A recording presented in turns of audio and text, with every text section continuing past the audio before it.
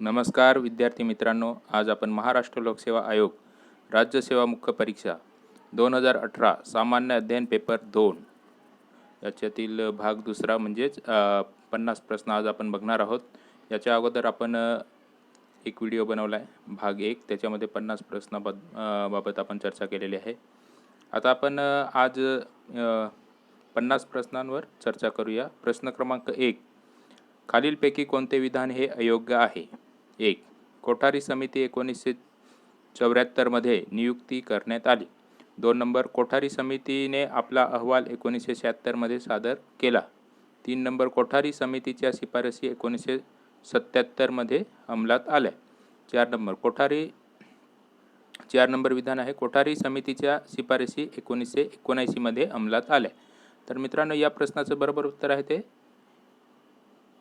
इथं आपल्याला प्रश्न काय विचारला आहे, तर खालीलपैकी कोणते विधान अयोग्य आहे?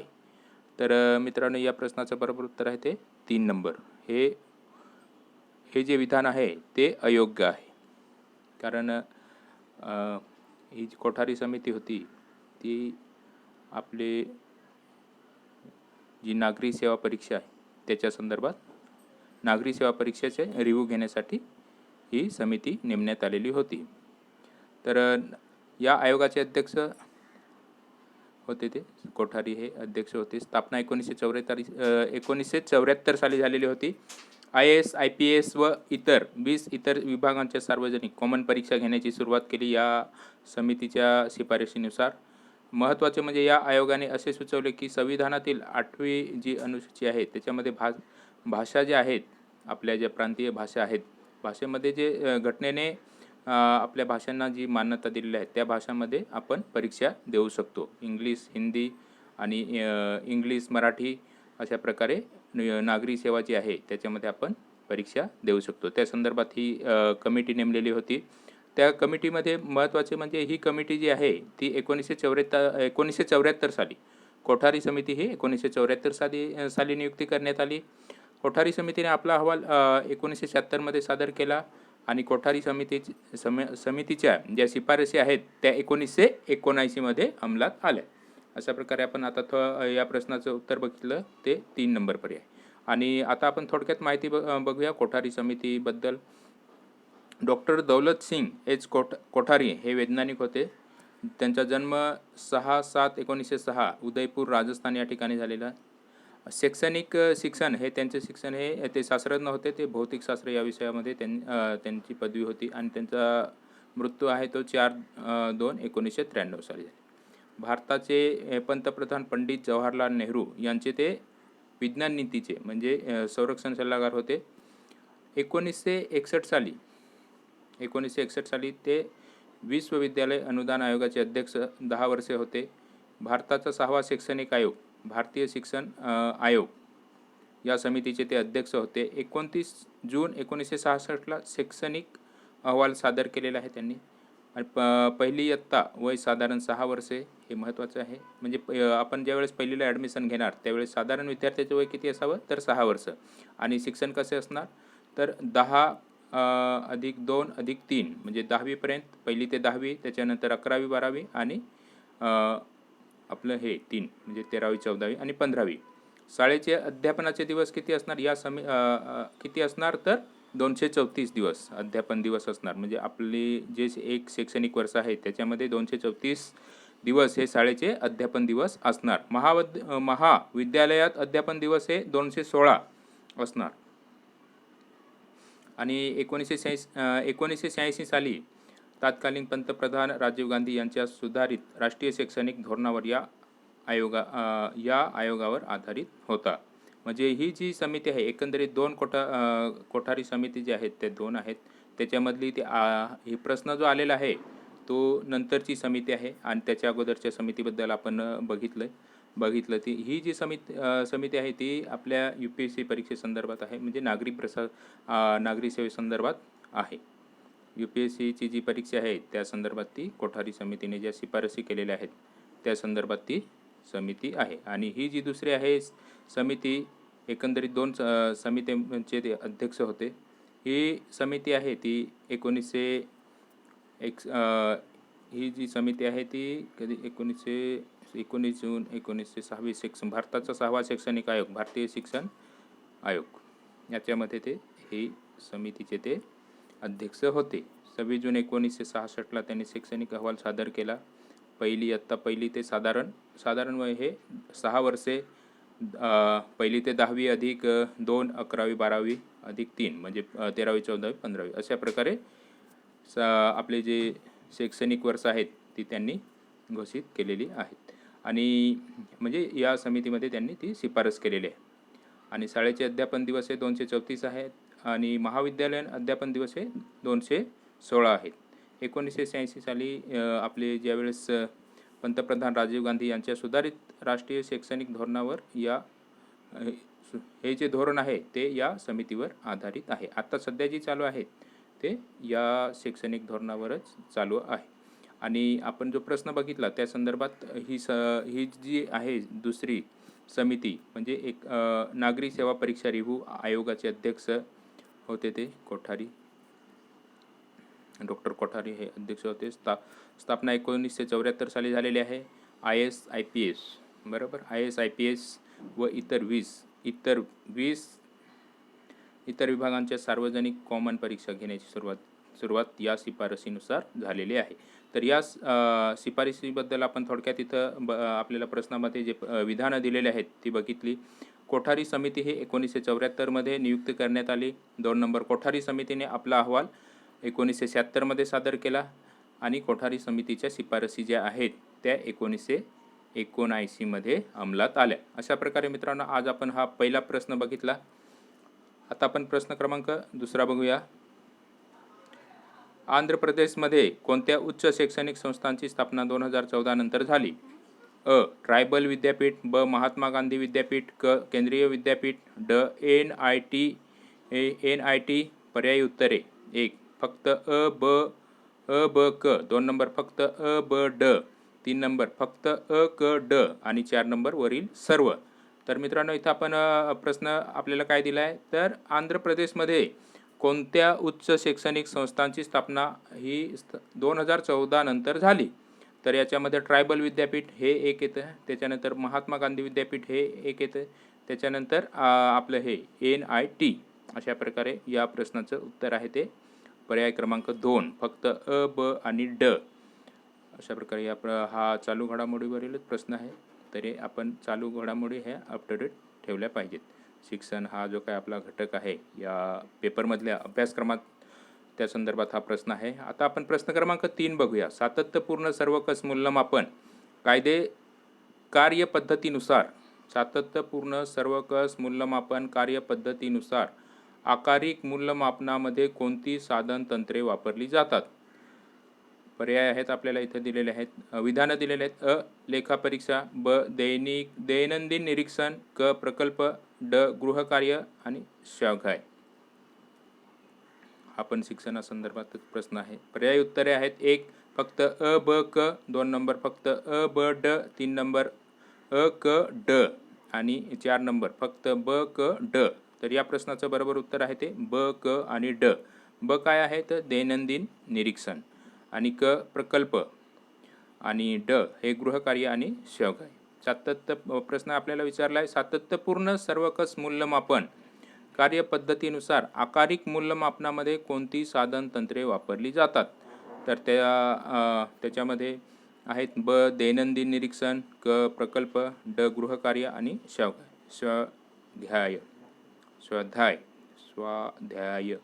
अशा प्रकारे या प्रश्नाचं आपण उत्तर बघितलं ते पर्याय क्रमांक 4 आहे. आता आपण बघूया प्रश्न क्रमांक 4 जोड्या लावा. याच्यामध्ये अ आणि ब आपल्याला घटक दिलेले आहेत. ज्या योजना ज्या काय राबवलेल्या आहेत आपल्या सरकारने त्या संदर्भात आपण ह्या जोड्या लावा आपल्याला इथं दिलेल्या आहेत. 1. सक्षम.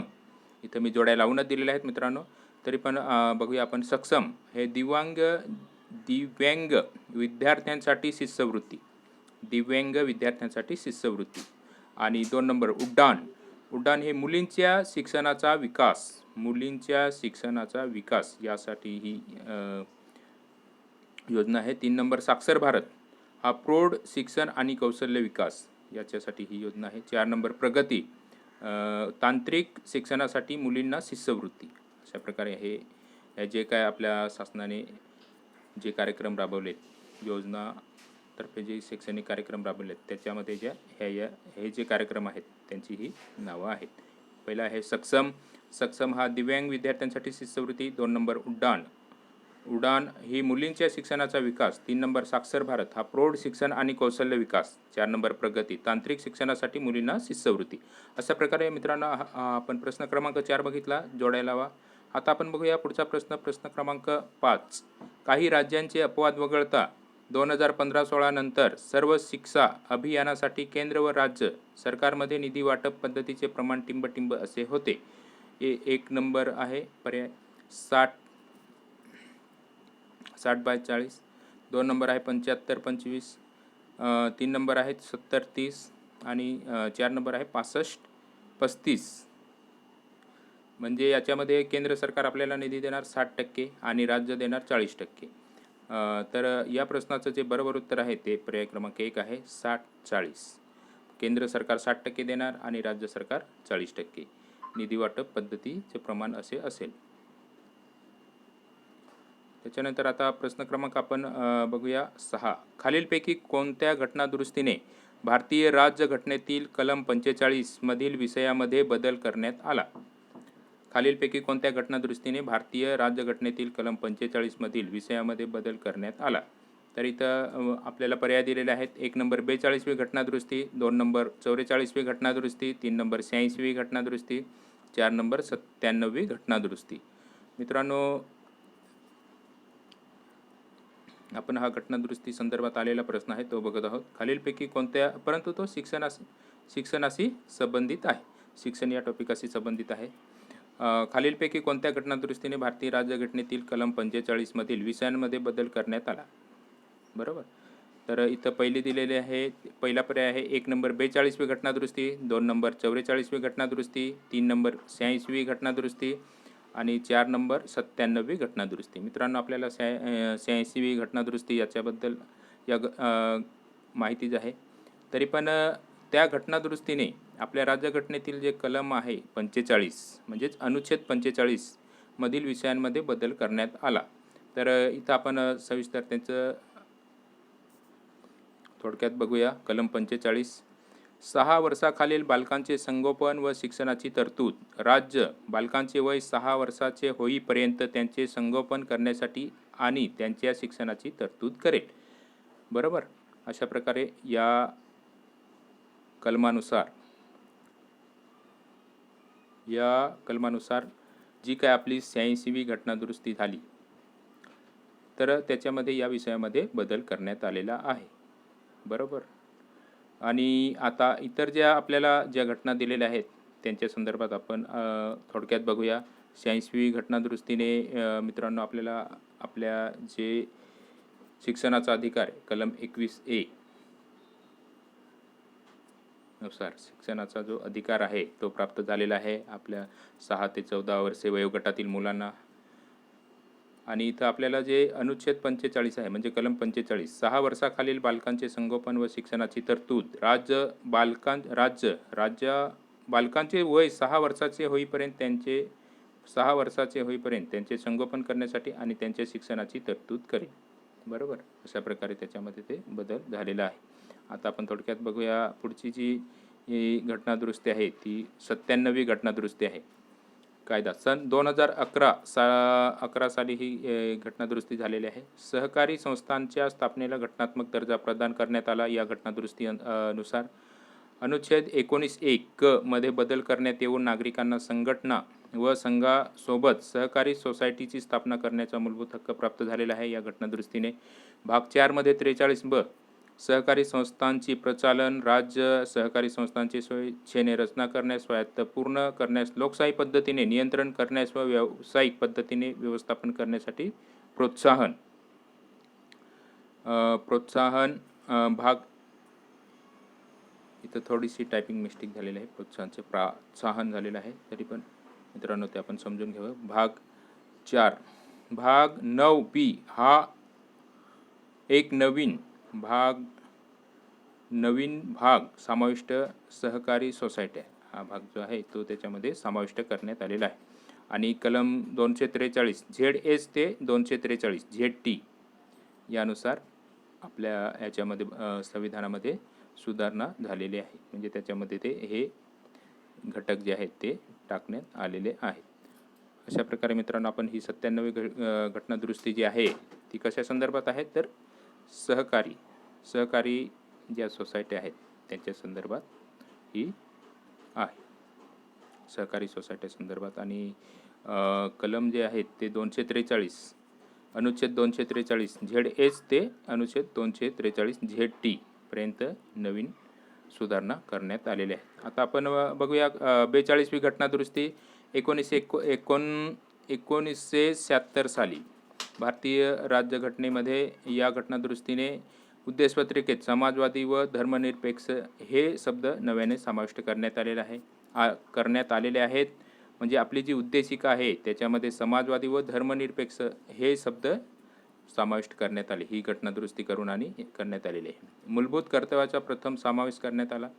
आणि भाग 4 कलम 51 मार्गदर्शक तत्वांचा मूलभूत हक्कापेक्षा प्राधान्य, राष्ट्रपतीवर मंत्रिमंडळाचा सल्ला बंधनकारक, लोकसभा व विधानसभांचा कार्यकाळ 5 वर्षावरून 6 वर्षे करण्यात आलेला आहे. अशा प्रकारे जी आपली 42वी जी घटनादुरुस्ती आहे या घटनादुरुस्तीला मिनी राज्यघटना म्हणजे मिनी राज्यघटना असं म्हणतात.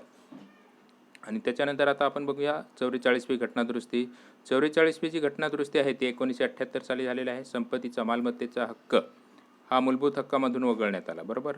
लोकसभा व विधानसभा यांची मुदत पुन्हा 5 वर्षे अंतर्गत आणीबाणी जाहीर करण्याच्या शासनाच्या अधिकारावर काही प्रमाणात निर्बंध घालण्यात आलेली आहेत या घटनादुरुस्तीने. इथं 42वी जी आपली घटनादुरुस्ती आहे त्याच्यामध्ये विधानसभा आणि लोकसभेचा कार्यकाळ किती करण्यात आलेला होता तर 6 वर्षे. आणि 44वी घटनादुरुस्ती करून पुन्हा 5 वर्षे लोकसभा व विधानसभा यांचा जो कार्यकाळ आहे तो 5 वर्षे करण्यात आलेला आहे. अशा प्रकारे आपण या घटना ज्या दिलेल्या आहेत त्याच्या संदर्भात थोडक्यात माहिती बघितली. तर आपल्याला प्रश्न काय विचारला आहे, खालीलपैकी कोणत्या घटनादुरुस्तीने भारतीय राज्यघटनेतील कलम 45 मधील विषयांमध्ये बदल करण्यात आला. तर या प्रश्नाचं बरोबर उत्तर आहे ते 86वी घटनादुरुस्ती अनुच्छेद 45. बरोबर. 6 वर्षाखालील बालकांचे संगोपन व शिक्षणाची तरतूद.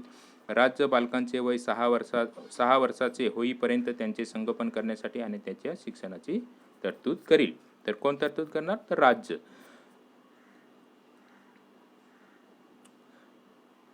आता आपण प्रश्न क्रमांक 7 बघूया.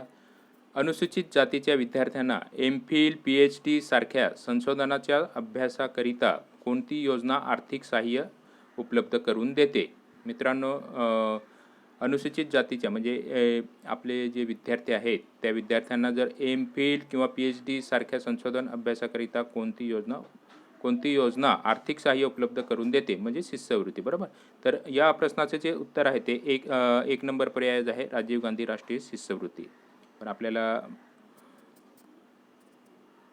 2 नंबर पर्याय दिलेला आहे डॉक्टर BR आंबेडकर राष्ट्रीय शिष्यवृत्ती, 3 नंबर बाबू जगजीवन राम राष्ट्रीय शिष्यवृत्ती, 4 नंबर महात्मा ज्योतिबा फुले. तर या प्रश्न क्रमांक 7 जो दिलेला आहे त्याच्यामध्ये अनुसूचित जातीच्या विद्यार्थ्यांना MPhil PhD सारख्या संशोधनाच्या अभ्यासाकरिता कोणती योजना आर्थिक सहाय्य उपलब्ध करून देते तर त्या प्रश्नाचं बरोबर उत्तर आहे ते राजीव गांधी राष्ट्रीय शिष्यवृत्ती. मित्रांनो, ज्यावेळेस आपण हे टॉपिक वाईज घटक बघू त्यावेळेस या विषयावर आपण डिटेलमध्ये चर्चा करणारच आहोत. प्रश्न क्रमांक 8. 2018च्या वर्षाकरता NIRFने विद्यापीठाने मानांकने जाहीर केली. खालील पहिल्या संस्थांकरिता योग्य अनुक्रम काय आहे. बनारस हिंदू विश्वविद्यालय, ब जवाहरलाल नेहरू विश्वविद्यालय, क अन्ना विश्वविद्यालय, ड भारतीय विज्ञान संस्था. पर्यायी उत्तरे 1 क अ ड ब, 2 नंबर ड ब अ क, 3 नंबर ब अ ड क, 4 नंबर अ ब क आणि ड. तर मित्रांनो, आपल्याला प्रश्न हा चालू घडामोडीचा प्रश्न आहे कारण ही जी परीक्षा झालेली आहे ती 2018ची परीक्षा आहे आणि त्याच वर्षी जो NIRFने विद्यापीठाचे मानांकन जाहीर केलं त्याच्या संदर्भात हा प्रश्न आलेला आहे. तरी आपण चालू घडामोडीचा अभ्यास कसा करावा आणि त्याच्यामध्ये महत्त्वाचे जे मुद्दे आहेत म्हणजे शिक्षण या घटकावर जे काय प्रश्न येतात ते विद्यापीठांचे मानांकन वगैरे जाहीर केलेले असतात, त्याच्यानुसार आपण ते अप टू डेट राहण्यासाठी हा प्रश्न इथं मी घेतलेला आहे. तरी पण या प्रश्नाचं बरोबर उत्तर आहे ते त्याचं जे मानांकन दिलेले आहे ते खालील पहिल्या संस्थांकरिता योग्य अनुक्रम काय आहे, तर ड भारतीय विज्ञान संस्था 1 नंबर, ड त्याच्यानंतर ब जवाहरलाल नेहरू विश्वविद्यालय, त्याच्यानंतर बनारस हिंदू विद्यालय आणि क जे आहे ते अण्णा विश्वविद्यालय. अशा प्रकारे हा जो अहवाल आहे तो आपल्या परीक्षेमध्ये चालू घडामोडी या घटकासाठी विचारले जातो आणि त्याच्यामध्ये अशा प्रकारे प्रश्न येतात. आता आपण प्रश्न क्रमांक 9 बघूया. योग्य कथन ओळखा. केंद्रीय विद्यापीठ बिहार हे पुनर्निर्माणकरण केंद्रीय विद्यापीठ बिहार हे पुनर्नामकरण केंद्रीय विद्यापीठ दक्षिण बिहार असे करण्यात आले. ब बिहारमध्ये जयप्रकाश नारायण केंद्रीय विद्यापीठ या नावाने दुसऱ्या केंद्रीय विद्यापीठाची स्थापना करण्यात आली. तर आपल्याला प्रश्न काय विचारला आहे, तर योग्य कथन ओळखा. तर पर्यायी उत्तरे दिलेले आहेत आपल्याला. 1 नंबर फक्त 2 नंबर 1 नंबर फक्त 2 नंबर फक्त ब, 3 नंबर आणि ब दोन्ही, 4 नंबर आणि ब दोन्हीही नाहीत. तर या प्रश्नाचं जे बरोबर उत्तर आहे, आपण चालू घडामोडी वरीलच प्रश्न आहे. 2018 साली जे काय आपल्या घडामोडी घडलेल्या आहेत त्याच्या संदर्भात हा प्रश्न आपल्याला विचारलेला आहे. तर त्या प्रश्नाचं बरोबर उत्तर आहे ते फक्त केंद्रीय विद्यापीठ बिहार हे पुनर्नामकरण केंद्रीय विद्यापीठ दक्षिण बिहार असे करण्यात आलेले आहे. आता आपण प्रश्न क्रमांक 10 बघूया. अयोग्य कथन ओळखा. 1 1951 मध्ये, आता आपण पक्ष या संदर्भात जे प्रश्न आलेले आहेत, पक्ष आपले जे पक्ष निवडणुकी संदर्भात आपले जे पक्ष आहेत त्या संदर्भात आपण आता प्रश्न बघणार आहोत. तरी प्रश्न क्रमांक 10 अयोग्य कथन ओळखा. 1 1951 मध्ये साम्यवादी पक्षाने रक्तरंजित क्रांतीच्या मार्गाचा त्याग केला आणि सार्वत्रिक निवडणुकीत सहभागी होण्याचा मार्ग घेतला. 2 नंबर A.K. गोपालन, S.A. डांगे, अजय घोष हे साम्यवादी पक्षाचे CPIचे नेते होते. 3 नंबर 1964 मध्ये साम्यवादी पक्ष 2 गटात विभागला गेला. CPUने चीनचे समर्थन केले आणि CPUM ने रशियाचे समर्थन केले.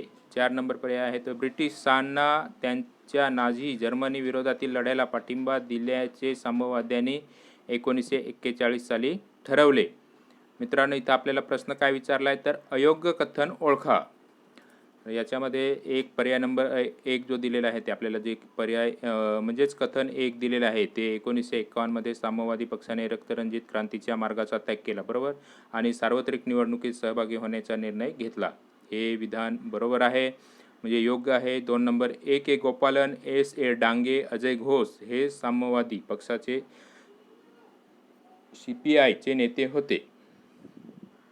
आणि 3 नंबर 1964 मध्ये साम्यवादी पक्ष 2 गटात विभागला गेला. CPU इथं हे चुकलेलं आहे, यू जे दिलेलं आहे ते आय पाहिजे इथे, बरोबर. CPI ने चीनचे समर्थन केले आणि CPUM ने रशियाचे समर्थन केले. तर कम्युनिस्ट पार्टी ऑफ इंडिया, मार्क्सवादी कम्युनिस्ट पार्टी ऑफ इंडिया हा यू दिलेला आहे ते इथं चुकीचे आहे. म्हणजे हे विधान जे आहे, हे जे विधान आहे 3 नंबर विधान आहे हे चुकीचं आहे. तर आपण आता थोडक्यात माहिती बघूया. कम्युनिस्ट पक्षाची स्थापना 1925 साली झालेली आहे. स्वतंत्र लढ्यात या पक्षाने काँग्रेससोबत भाग घेतला होता. 2 नंबर 1942च्या भारत छोडो आंदोलनात या पक्षाने ब्रिटिश धार्जिनी भूमिका घेतली होती, म्हणून जनतेमध्ये नाराजी झाली होती. आणि 3 नंबर जे आहे ती पहिल्या सार्वत्रिक निवडणुकीत 27 जागा मिळवून सर्वात मोठा विरोधी पक्ष म्हणून लोकसभेत त्यांना स्थान प्राप्त झालेलं होतं.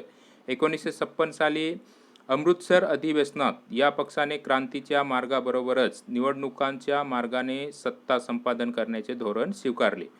आणि 5 नंबर आहे ते महत्त्वाचा मुद्दा आहे तो 1957मध्ये केरळ राज्यात कम्युनिस्ट पक्षाचे सरकार स्थापन झालेले आहे. 1962 साली चिनी आक्रमणामुळे पक्षात तीव्र मतभेद निर्माण झालेले होते, बरोबर. आणि 7 नंबर त्याचा महत्त्वाचा मुद्दा आहे तो 1964मध्ये या पक्षाचे विभाजन होऊन मार्क्सवादी कम्युनिस्ट पक्ष व भारतीय कम्युनिस्ट पक्ष असे 2 पक्ष अस्तित्वात आले. अशा प्रकारे हे आपण हा प्रश्न बघितला. आणि या प्रश्नाचं जे अयोग्य कथन आहे, प्रश्नामध्ये जे आपल्याला अयोग्य कथन दिलेले आहे ते 3 नंबर आहे. तर इथं काय 1964मध्ये साम्यवादी पक्ष 2 गटात विभागला गेला. CPUने चीनचे समर्थन केले आणि CPUMने रशियाचे समर्थन केले. तर त्याचं बरोबर ते उत्तर आहे ते 1964मध्ये या पक्षाचे विभाजन होऊन मार्क्सवादी कम्युनिस्ट पक्ष व भारतीय कम्युनिस्ट पक्ष असे 2 पक्ष अस्तित्वात आले. आता आपण पुढचा प्रश्न बघूया. प्रश्न क्रमांक 11. CPM पक्षाबरोबर म्हणजे मार्क्सवादी कम्युनिस्ट पार्टी बरोबर पुढीलपैकी कोणती विद्यार्थी संघटना संलग्न आहे? 1. अखिल भारतीय विद्यार्थी परिषद, 2 number all India student federation, 3 number national student union of India, 4 number progressive student union. तर या प्रश्नाचं बरोबर उत्तर आहे ते 4 नंबर पर्याय प्रोग्रेसिव्ह स्टुडंट युनियन.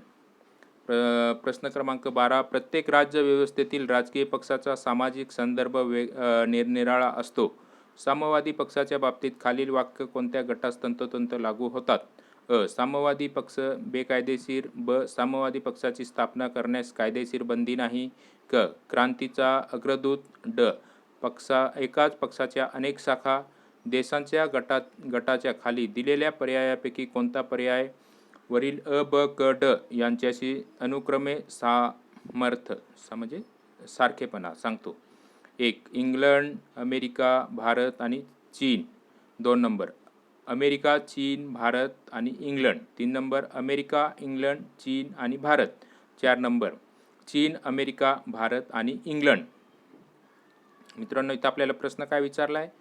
तर प्रश्न क्रमांक 12. प्रत्येक राज्य व्यवस्थेतील राजकीय पक्षांचा सामाजिक संदर्भ निरनिराळा असतो. साम्यवादी पक्षाच्या बाबतीत खालील वाक्य कोणत्या गटास तंतोतंत लागू होतात? मित्रांनो, हे जे आपण व्हिडिओ बनवतोय, हे प्रश्न जे बघतोय ते फक्त आपल्या परीक्षेमध्ये कसे प्रश्न येतात या उद्देशासाठीच बघतोय आणि आपण कसा अभ्यास करावा याच्यासाठी हे व्हिडिओ मी बनवण्याचा प्रयत्न करत आहे. मित्रांनो, तरी आपण हा प्रश्न बघूया. अ. साम्यवादी पक्ष बेकायदेशीर. ब. साम्यवादी पक्षाची स्थापना करण्यास कायदेशीर बंदी नाही. क. क्रांतीचा अग्रदूत. ड. एकाच पक्षाच्या अनेक शाखा. देशाच्या गटांच्या खाली दिलेल्या पर्यायापैकी कोणता पर्याय हा अ, ब, क, ड यांच्याशी अनुक्रमे साधर्म सांगतो? तर या प्रश्नाचं बरोबर उत्तर आहे ते 1. आपलं 3 नंबर पर्याय अमेरिका, इंग्लंड, चीन आणि भारत. अशा प्रकारे हा आपण प्रश्न बघितला आहे. प्रश्न क्रमांक 13. समाजवादी पक्षाबाबत काय खरे आहे? समाजवादी पक्षाबाबत काय खरे आहे? अ. समाजवादी पक्ष हा 1938मध्ये काँग्रेस पक्षातून वेगळा झाला. ब. आचार्य नरेंद्र देव हे समाजवादी पक्षाचे संस्थापक अध्यक्ष होते. क. जयप्रकाश नारायण, S.M. जोशी, अशोक मेहता हे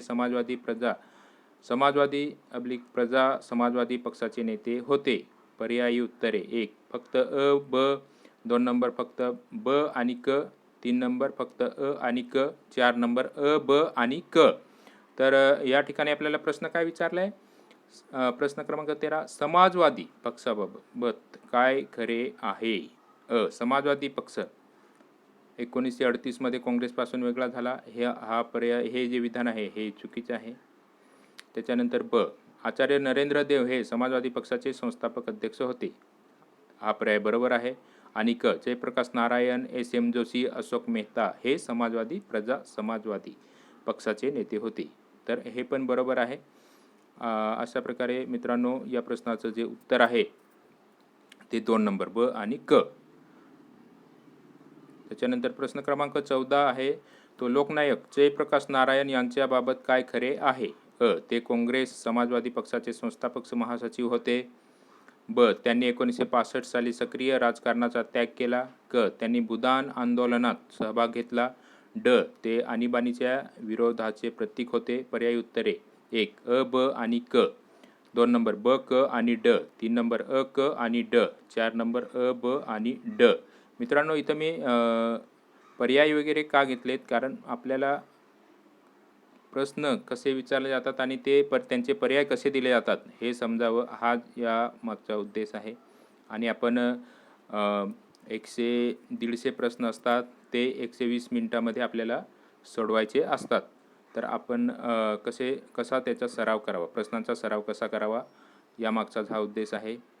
लोकनायक जयप्रकाश नारायण यांच्याबाबत काय खरे आहे? अ. ते काँग्रेस समाजवादी पक्षाचे संस्थापक महासचिव होते. हे जे आहे हे विधान हे खरे आहे, म्हणजेच बरोबर आहे. त्याच्यानंतर त्यांनी 1965 साली सक्रिय राजकारणाचा त्याग केला, हे विधान जे आहे हे चुकीचं आहे. आणि क. त्यांनी भूदान आंदोलनात सहभाग घेतला, हे बरोबर आहे. आणि ते आणीबाणीच्या विरोधाचे प्रतीक होते, बरोबर. हा पण पर्याय बरोबर आहे. म्हणजे या प्रश्नाचं बरोबर उत्तर आहे ते 3 नंबर आहे, अ, क आणि ड. मित्रांनो, आपल्याला भूदान आंदोलन हे याच्याबद्दल माहितीच आहे. विनोबा भावे आपले जे होते, आचार्य श्री विनोबा भावे यांनी भूदान आंदोलन सुरू केलेलं होते. या भूदान आंदोलनामागचा उद्देश होता की ज्या नागरिकांना, म्हणजे आपल्या भारतीय नागरिकांना, ज्या शेतकऱ्यांना वगैरे जमिनी नव्हत्या, त्या शेतकऱ्यांना मोठमोठे जे जमीनदार होते त्यांनी जमिनी दान केलेल्या होत्या, ते त्यांच्यामध्ये वाटण्यात आले. भूदान चळवळी अंतर्गत त्यांना जमीन देण्यात आले. प्रश्न क्रमांक 15. कामगार प्लॅन योजना म्हणजे काय? 1. सर्व वरिष्ठ काँग्रेसजनांनी आपल्या पदाचा राजीनामा देऊन तरुण पक्ष कार्यकर्तेसाठी मार्ग मोकळा करावा. प्रश्न क्रमांक 15 आहे, कामगार प्लॅन योजना म्हणजे काय? 1. सर्व वरिष्ठ काँग्रेसजनांनी आपल्या पदाचा राजीनामा देऊन तरुण पक्ष कार्यकर्तेसाठी मार्ग मोकळा करावा. 2 नंबर सर्व वरिष्ठ काँग्रेसजनांनी एकत्र व्हावे आणि इंदिरा गांधींना विरोध करावा. 3 नंबर सर्व वरिष्ठ काँग्रेसजनांनी आपल्या हृदयाचे शब्द ऐकावे आणि व्ही. व्ही. गिरी यांना मतदान करावे. 4 नंबर सर्व वरिष्ठ काँग्रेसजनांनी तरुण पक्ष कार्यकर्त्यांना सल्ला द्यावा. मित्रांनो, इथं प्रश्न काय दिला आहे? कामगार प्लॅन योजना म्हणजे काय? तर त्याचं जे उत्तर आहे ते 1 नंबर सर्व वरिष्ठ काँग्रेसजनांनी आपल्या पदाचा राजीनामा देऊन तरुण पक्ष कार्यकर्ते यासाठी मार्ग मोकळा करावा. अशा प्रकारे हा आपण प्रश्न बघितला आहे. आता प्रश्न क्रमांक आपण 16 बघूया.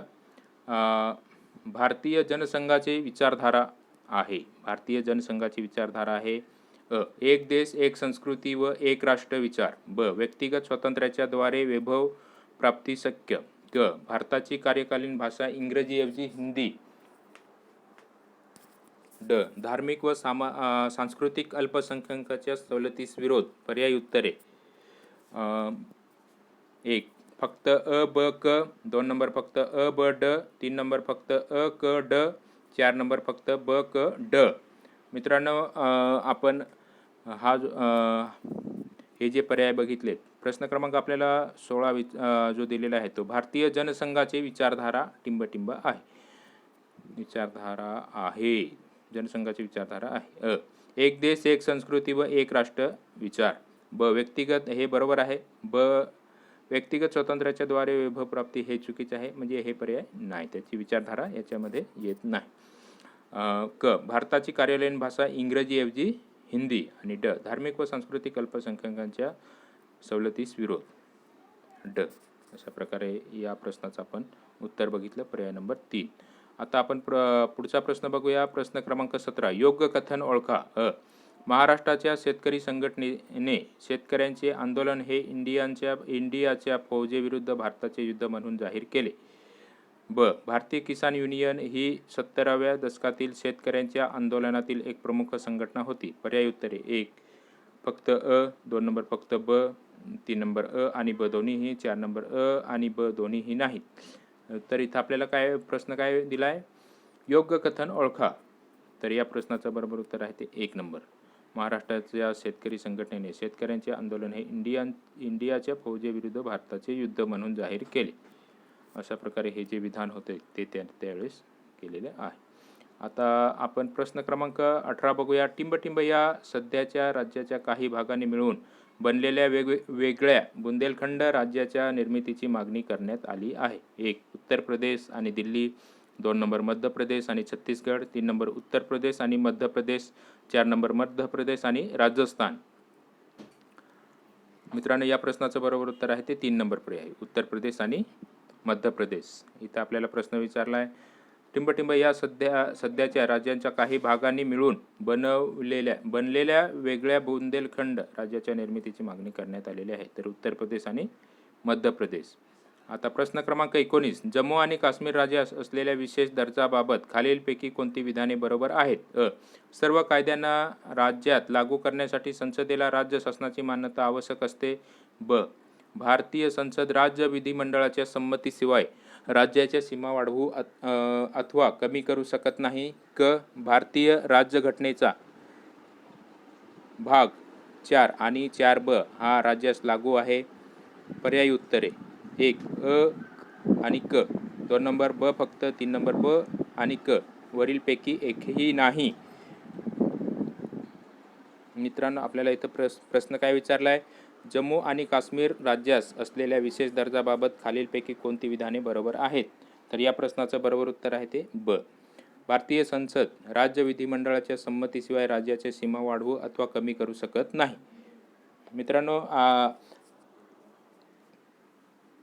आता कलम 370 जे आहे ते रद्द करण्यात आलेलं आहे आणि जम्मू आणि काश्मीर हे संघ म्हणजे केंद्रशासित प्रदेश केलेला आहे आणि लडाख हा केंद्रशासित प्रदेश केलेला आहे. अशा प्रकारे मित्रांनो हा आपण प्रश्न बघितला. आता प्रश्न क्रमांक 20. राष्ट्रीय अल्पसंख्याक आयोगाने जानेवारी 2014 पर्यंत भारतातील टिंबटिंब समुदायांना अल्पसंख्याक समुदाय म्हणून सूचित केले होते. 1. 5, 2 नंबर 6, 3 नंबर 7, 4 नंबर 8. 1. मुस्लिम. आता या प्रश्नाचं आपण थोडक्यात विश्लेषण बघूया.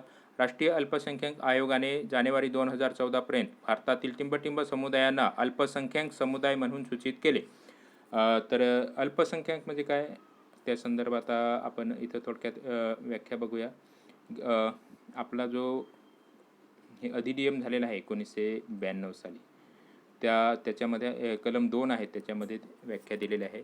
2 ग. अल्पसंख्याक म्हणजे या अधिनियमाच्या प्रयोजनार्थ केंद्र सरकारने तसे अधिसूचित केलेला समाज असा अर्थ अल्पसंख्याक या शब्दाचा आहे. तर इथं आपण बघूया अल्पसंख्याक म्हणजे काय, कोणते समुदाय आहेत. तर त्याच्यामध्ये 1 मुस्लिम, 2 ईसाई, 3 नंबर शीख, 4 नंबर बौद्ध आणि 5 नंबर पारसी. आता आपल्याला प्रश्न काय विचारला आहे? राष्ट्रीय अल्पसंख्याक आयोगाने जानेवारी 2014 पर्यंत भारतातील टिंबटिंब समुदायांना अल्पसंख्याक समुदाय म्हणून सूचित केले. तर 27 जानेवारी 2014 रोजी जैन समाज हा अल्पसंख्याक म्हणून, जैन समाज जो आहे त्या समाजाला अल्पसंख्याक म्हणून घोषित केला गेला आणि एकूण 6 जे आहेत 6 समुदाय ते अल्पसंख्याक म्हणून 6 समुदाय जे आहेत त्यांना अल्पसंख्याक म्हणून सूचित करण्यात आले. 27 जानेवारी 2014 रोजी जैन समाज हा अल्पसंख्याक म्हणून घोषित केला गेला. राष्ट्रीय अल्पसंख्याक नियम 1992 आहे. राष्ट्रीय अल्पसंख्याक नियम हा कधी झालेला आहे? तर 1992ला. त्याच्यामध्ये व्याख्या कलम 2 आहे, त्याच्यामध्ये 2 क म्हणजेच आयोग, 2 ख म्हणजे सदस्य, 2 ग म्हणजे अल्पसंख्याक म्हणजेच या अधिनियमाच्या प्रयोजनार्थ केंद्र सरकारने तसे अधिसूचित केलेला समाज असा अर्थ आहे. आणि 2 घ म्हणजे विहित, जी काय आपली व्याख्या कलम आहेत त्याच्यामध्ये जे महत्त्वाचे जी व्याख्या आहे त्या शब्दांची त्याची आपण इथं थोडक्यात हे घेतलेलं आहे. रचना. आता अल्पसंख्याक आयोगाची रचना कशी असते? तर 1 अध्यक्ष असतो, 1 उपाध्यक्ष असतो आणि 5 सदस्य असतात. आणि या आयोगाचा जो कार्यकाल असतो त्या कार्यकाल किती वर्षाचा असतो? या म्हणजे आयोगातील जे सदस्य, अध्यक्ष, उपाध्यक्ष आणि 5 सदस्य असतो यांचा कार्यकाल किती वर्षाचा असतो? 3 वर्षाचा. आणि 18 डिसेंबर दिवस जो आहे तो विश्व अल्पसंख्याक अधिकार दिवस म्हणून साजरा केला जातो. म्हणजेच अधिकार दिवस, विश्व अल्पसंख्याक अधिकार दिवस म्हणून त्याला मान्यता देण्यात आलेली आहे. अशा प्रकारे मित्रांनो हा आपण प्रश्न बघितला. हा पण चालू घडामोडी या घटकावरचाच प्रश्न आहे. म्हणजेच जानेवारी 2014 मध्ये ज्या काही घडामोडी झालेल्या आहेत आपल्या भारतामध्ये त्या संदर्भात हा प्रश्न आहे. 2014 अगोदर किती 5 समुदाय होते. त्याच्यामध्ये मुस्लिम, ईसाई म्हणजे ईसाई म्हणजेच ख्रिश्चन, शीख आणि बौद्ध आणि पारसी हे जे समुदाय होते ते 5 होते 2014 अगोदर. आणि 27 जानेवारी 2024 रोजी जैन समाज हा अल्पसंख्याक समाज म्हणून घोषित केला गेला. अशा प्रकारे मित्रांनो आपण हा प्रश्न बघितला. आता प्रश्न क्रमांक 21 खालील विधाने विचारात घ्या. आता आपण पंचायत राज या टॉपिकवर आलेलो आहोत मित्रांनो. प्रश्न क्रमांक 21 खालील विधाने विचारात घ्या. ग्रामपंचायत हे ब्रिटिशांच्या काळापासून स्थानिक प्रशासनाचे एकक होते, परंतु त्यांना शासकीय नियंत्रणाखाली काम करावे लागत असे. भारत सरकार अधिनियम 1919 मध्ये स्थानिक शासनाबाबत कायदे करण्याचा अधिकार खास करून प्रांतिक विधिमंडळास प्रांतिक वैधानिक यादीतील नोंद क्रमांक 12 अन्वये दिला होता. भारतीय राज्यघटनेचे अनुच्छेद 41 अन्वये राज्य ग्राम पंचायती संघटित करण्याचा उपाययोजना करील. वरीलपैकी कोणते विधान बरोबर आहे? आपल्याला पर्यायी उत्तरं दिलेले आहेत. 1 नंबर अ फक्त, 2 नंबर क फक्त, 3 नंबर अ आणि ब फक्त, 4 नंबर अ ब क. बरोबर. तर आपल्याला इथं प्रश्न काय दिला आहे? डिस्क्रिप्टिव्ह प्रश्न आहे हा. खालील विधाने विचारात घ्या. ग्रामपंचायत हे ब्रिटिशांच्या काळापासून स्थानिक प्रशासनाचे एकक होते, परंतु त्यांना शासकीय नियंत्रणाखाली काम करावे लागत असे. हे जे विधान आहे हे बरोबर आहे. आणि हे ब विधान आहे ते भारत सरकार अधिनियम 1919 मध्ये स्थानिक स्वशासनाबाबत कायदे करण्याचा अधिकार खास करून प्रांतिक विधिमंडळास प्रांतिक वैधानिक यादीतील नोंद क्रमांक 12 अन्वये दिला होता. हे चुकीचे आहे. आणि भारतीय राज्यघटनेचे अनुच्छेद 41 अन्वये राज्य ग्रामपंचायती संघटित करण्याचा उपाययोजना करील. तर हे पण चुकीचे आहे मित्रांनो. इथं आपण थोडक्यात बघूया. अनुच्छेद जे 40 आहे या कलमानुसार आपले जे ग्रामपंचायतीचे संघटन केले जातं. इथं आपल्याला पर्याय काय दिला आहे? इथं जो पर्याय दिलेला आहे तो भारतीय राज्यघटनेचे अनुच्छेद 41 अन्वये राज्य ग्रामपंचायती संघटित करण्यासाठी उपाययोजना करील. तर 41 नसून कलम 40 आहे. आणि कलम 41 काय आहे? अनुच्छेद म्हणजेच कलम 41 आहे तो कामाचा, शिक्षणाचा आणि विकसित बाबतीत लोकशाहीचा अधिकार. अशा प्रकारे हे कलम आहे 41. आणि कलम 40 नुसार आपण आपल्या राज्यामध्ये ग्रामपंचायतीचे संघटन करता येते. अशा प्रकारे हा आपण प्रश्न बघितला. आता आपण प्रश्न क्रमांक 22 बघूया. योग्य पर्यायांची निवड करा. गट विकास अधिकारी हा पंचायत समिती कार्यालयाचा प्रमुख असतो. गट विकास अधिकारी हा गट पातळीवरील विस्तार अधिकाऱ्यांचा कप्तान असतो. गट विकास अधिकारी हा पंचायत समितीचा सचिव असतो. आणि गट विकास अधिकारी हा गट पातळीवरील राजकीय उपक्रमांचा समन्वयक असतो. पर्यायी उत्तरे 1 ब आणि ड फक्त, 2 नंबर क आणि ड फक्त, 3 नंबर अ ब क ड आणि 4 नंबर अ ब आणि क फक्त. तर या प्रश्नाचं आपण जे बरोबर उत्तर आहे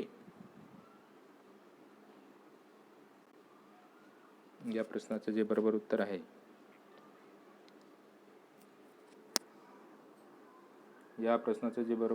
ते अ ब क.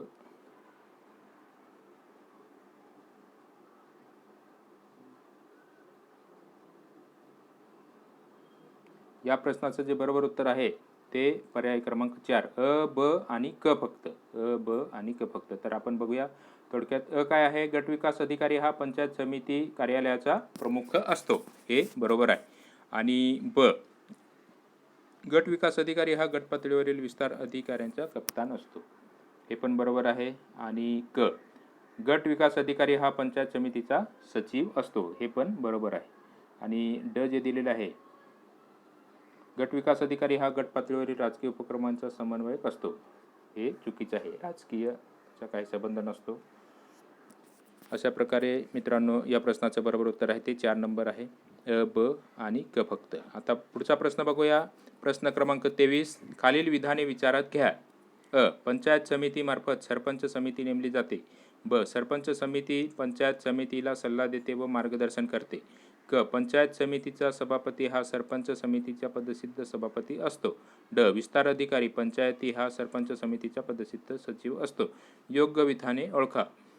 पर्यायी उत्तरे: 1. अ आणि ब 2 नंबर, अ, ब आणि क 3 नंबर, अ, ब, क 4 नंबर वरील सर्व. मित्रांनो, या प्रश्नाचं आपल्याला उत्तर हे प्रश्नामध्येच भेटलेलं आहे, म्हणजे प्रश्नातच उत्तर दिलेलं आहे ते, आणि हा अतिशय सोपा प्रश्न आहे. पंचायत समितीमार्फत सरपंच समिती नेमली जाते, बरोबर. 2 नंबर, सरपंच समिती पंचायत समितीला सल्ला देते व मार्गदर्शन करते, हे पण बरोबर आहे. आणि 3 नंबर, पंचायत समितीचा सभापती हा सरपंच समितीचा पदसिद्ध सभापती असतो, हे पण बरोबर आहे. म्हणजे वरील योग्य विधाने निवडा. पर्याय उत्तरे 3 अ, ब, क हे बरोबर आहे. अशा प्रकारे मित्रांनो हा आपण प्रश्न बघितला. प्रश्न क्रमांक 24, खालीलपैकी विधाने विचारात घ्या. स्वातंत्र्यपूर्व काळात जिल्हाधिकारी हा दंडाधिकारी आणि न्यायिक दंडाधिकारी असा दोन्ही भूमिका पार पाडत होते. ब. भारतीय राज्यघटनेच्या अनुच्छेद 50 नुसार जिल्हाधिकाऱ्याची न्यायिक दंडाधिकारी म्हणून असलेली भूमिका संपुष्टात आणली गेली. क. महाराष्ट्र आणि गुजरातमध्ये जिल्हाधिकाऱ्यास नियामक आणि विकास प्रशासन अशा दोन्हींसाठी जबाबदाऱ्या देण्यात आल्या आहेत. ड. तामिळनाडू आणि राजस्थानमध्ये जिल्हाधिकाऱ्यास केवळ नियामक प्रशासनासाठी जबाबदारी देण्यात आली आहे. वरीलपैकी कोणती विधाने बरोबर आहेत? 1 फक्त अ, 2 फक्त अ आणि क, 3 नंबर अ, क आणि ड, 4 नंबर अ आणि ब. मित्रांनो, आपण प्रश्न एकदा पुन्हा वाचूया.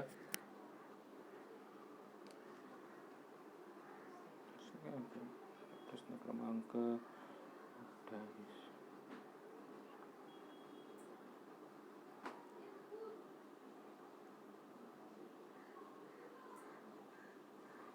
प्रश्न आपल्याला दिलेला आहे. प्रश्न क्रमांक 24, खालीलपैकी विधाने विचारात घ्या.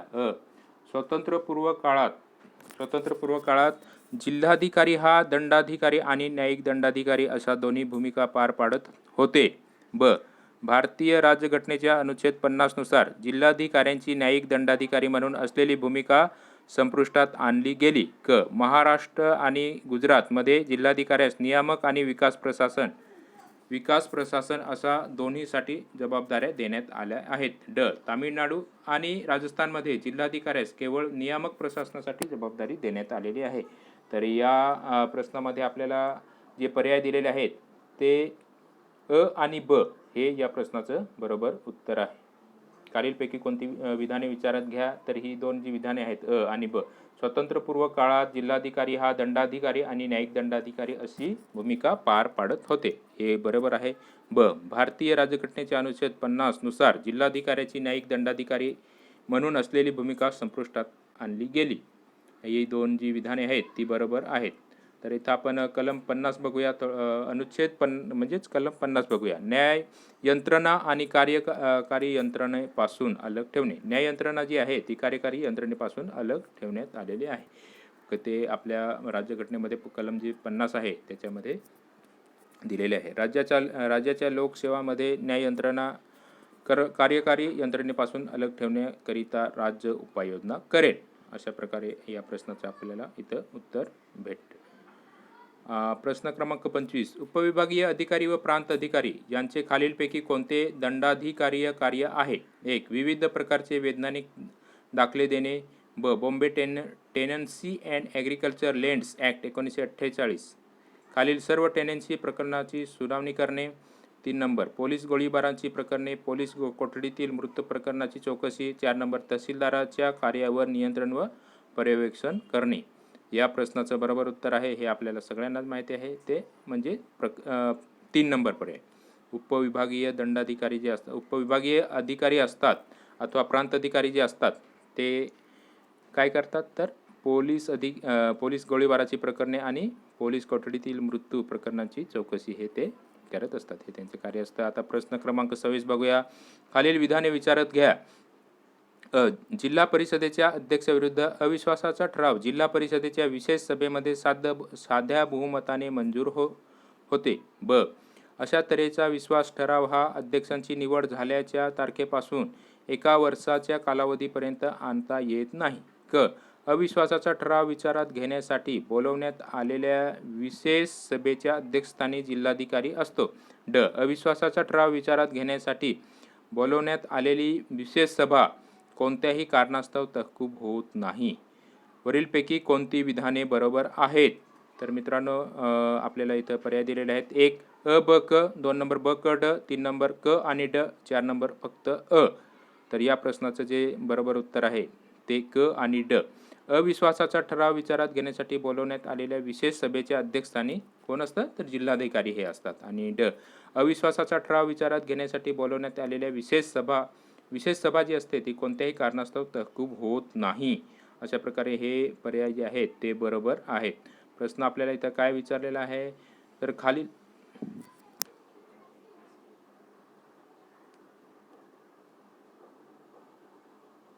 विधाने विचारात घ्या, असा आपल्याला इथं प्रश्न विचारलेला आहे.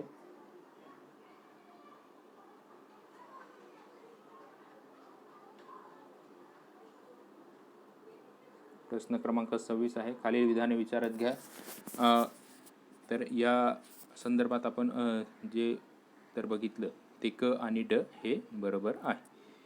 आता प्रश्न क्रमांक 27. पंचायती राज संस्थांच्या कामकाजावर लक्ष ठेवण्यासाठी राज्य मंत्रिमंडळात पंचायती राज मंत्री नियुक्त करावा अशी शिफारस खालीलपैकी कोणत्या समितीने केली आहे? 1 बलवंतराय मेहता समिती, 2 नंबर अशोक मेहता समिती, 3 नंबर GVK राव समिती, 4 नंबर LM सिंघवी समिती.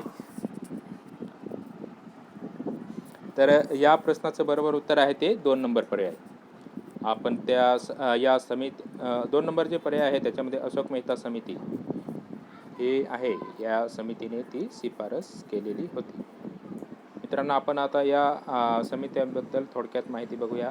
1 अशोक मेहता समितीची स्थापना कधी झालेली आहे? 13 डिसेंबर 1977 साली. अध्यक्ष अशोक मेहता अधिक 17 सदस्य होते.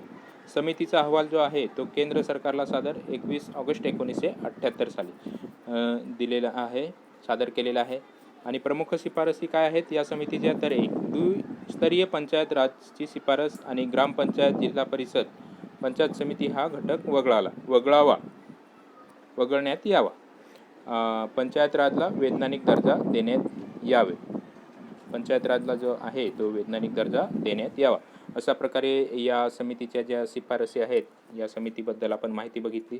कारण पहिलाच प्रश्न आपण जो बघितला कोठारी आयोगासंदर्भात त्याच्या अनुसरण मी या समितींची माहिती घेतलेली आहे. आता दुसरी जी आपली समिती आहे सगळ्यात महत्त्वाची म्हणजे ही बलवंतराय मेहता समिती ही आहे. सगळ्यात अगोदर पंचायत राज या विषयाच्या संदर्भात ही समिती आहे.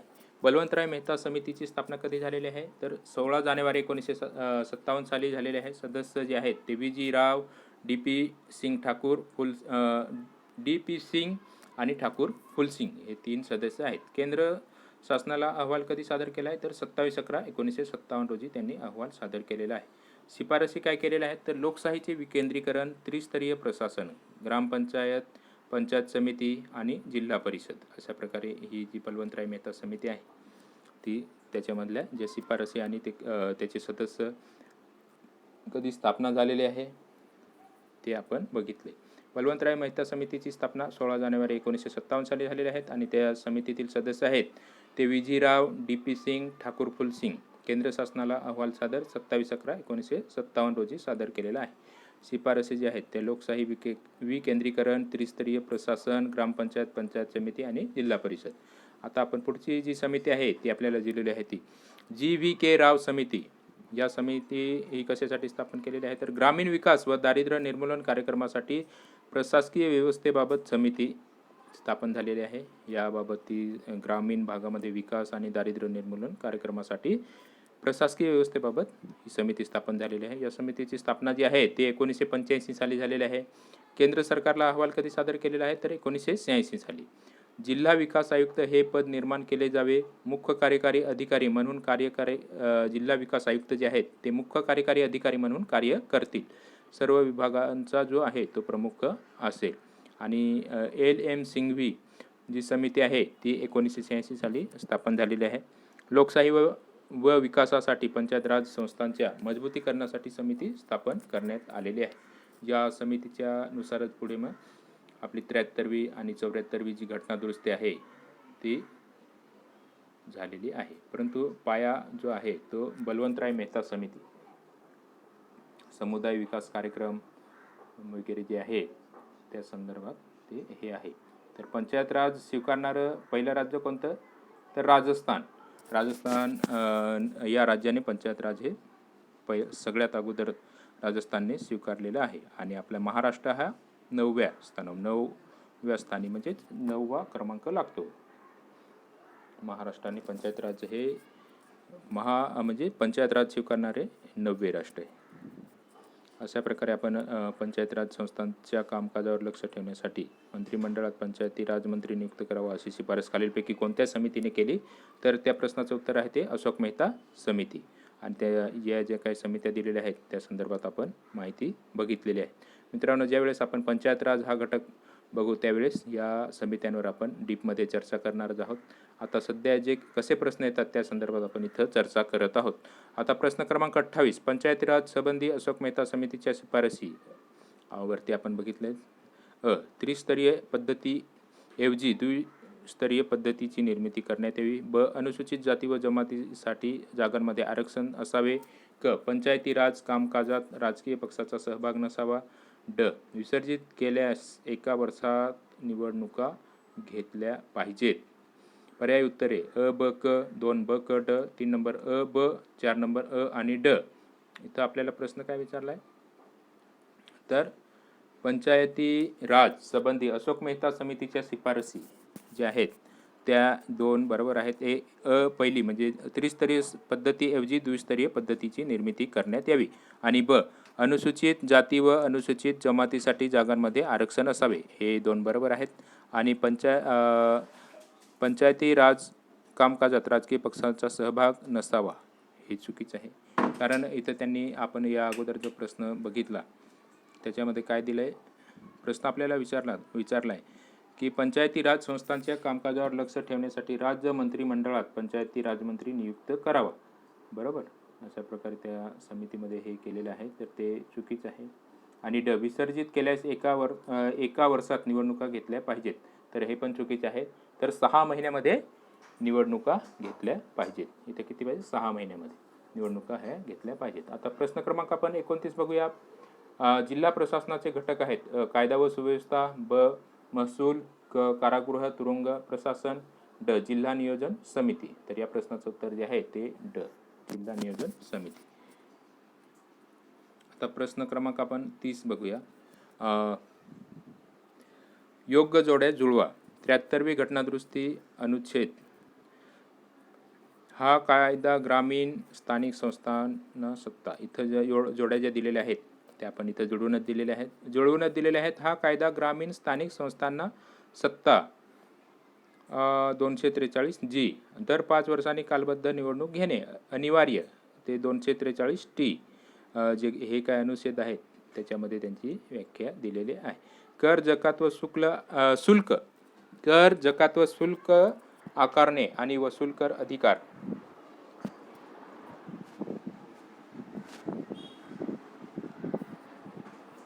कर, जकात व शुल्क आकारणे आणि वसूल कर अधिकार हे 243 एच आणि त्रिस्तरीय पंचायती राज व्यवस्थांची तरतूद हे 243 बी। अशा प्रकारे ह्या आपण जोड्या बघितलेल्या आहेत। आता आपण प्रश्न क्रमांक 31 बघूया। 73व्या घटनादुरुस्तीद्वारे पंचायती राज संबंधी खालीलपैकी कोणती तरतूद करण्यात आलेली आहे। 1, अनुसूचित जाती आणि अनुसूचित जमातीच्या महिलांसाठी असलेल्या जागा व्यतिरिक्त 1/3 जागा या महिलांसाठी राखीव असतील। 2, पंचायती राज्यातील निर्वाचित सदस्यांना 2 पेक्षा अधिक अपत्य असतील तर ते आपले पद धारण करण्यास अपात्र ठरतील। 3, पंचायतीची निवडणूक लढण्यासाठी किमान वय 25 वर्षे असेल। 4, मध्यम आणि जिल्हा स्तरावरील पंचायतीच्या अध्यक्षपदासाठी अप्रत्यक्ष निवडणूक मतदान। आपल्याला प्रश्न काय विचारला आहे, तर 73व्या घटनादुरुस्तीद्वारे पंचायती राज संबंधी खालीलपैकी कोणती तरतूद करण्यात आली आहे।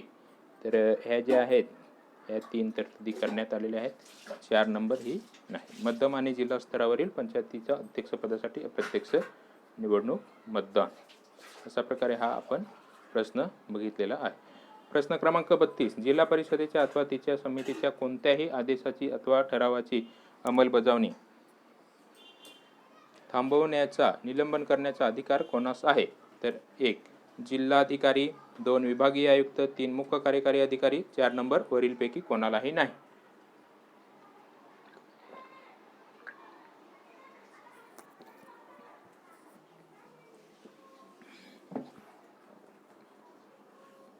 या प्रश्नाचं उत्तर आहे ते 2 नंबर विभागीय आयुक्त.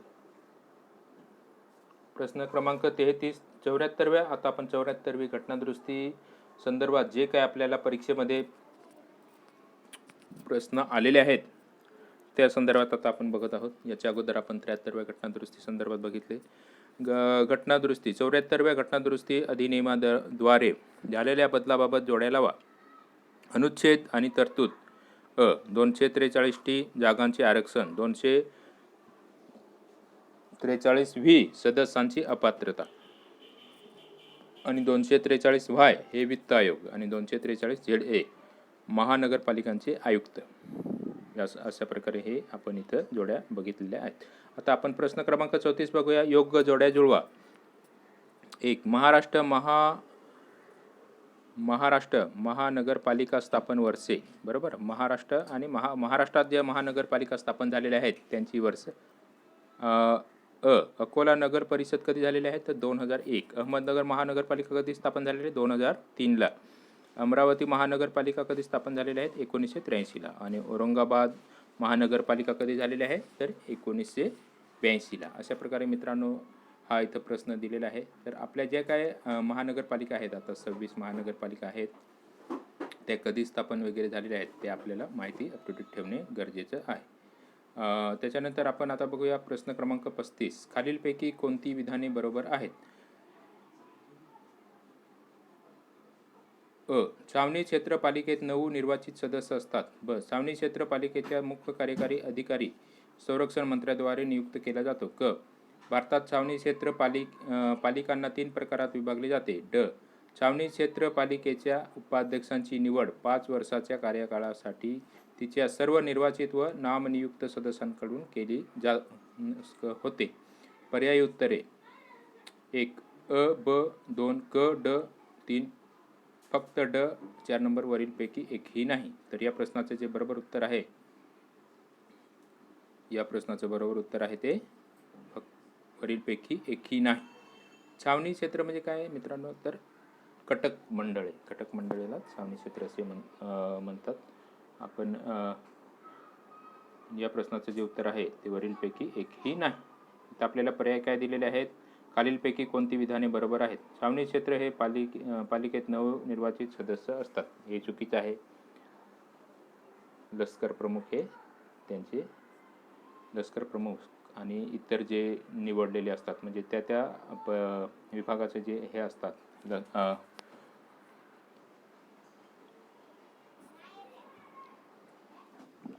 त्या विभागाचे जे लष्कर प्रमुख असतात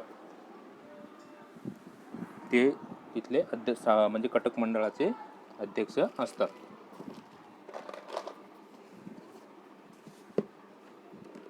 आणि आपल्या महाराष्ट्रामध्ये जे काय छावणी मंडळ आहेत त्याच्या संदर्भात आपण मागील जो व्हिडिओ बनवला आहे त्याच्यामध्ये आपण सविस्तर माहिती दिलेली आहे. 2019मध्ये जे प्रश्न आलेले होते त्या संदर्भात आपण जो व्हिडिओ बनवला आहे त्या संदर्भात आपण त्याच्यामध्ये माहिती दिलेली आहे. या प्रश्नाचं जे ब छावणी क्षेत्र हे पालिकेचे मुख्य कार्यकारी अधिकारी संरक्षण मंत्र्याद्वारे नियुक्त केला जातो, हे पण चुकीचं आहे.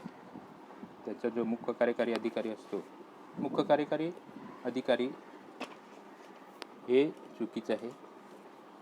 भारतात छावणी क्षेत्र पालिकांना 3 प्रकारात विभागले जाते, हे पण चुकीचे आहे.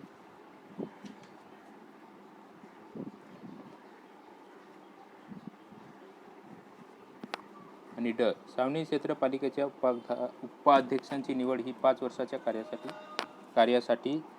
कार्यकाळासाठी तिच्या सर्व निर्वाचित व नामनियुक्त सदस्य होते, हे पण चुकीचे आहे. अशा प्रकारे मित्रांनो या प्रश्नाचं उत्तर आहे ते वरीलपैकी एकही नाही.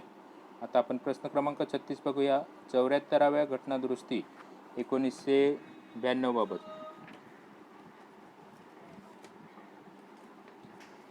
1992 बाबत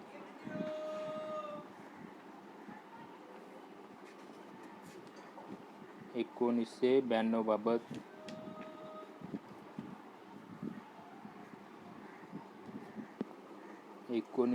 खालीलपैकी कोणते विधान चुकीचे आहे?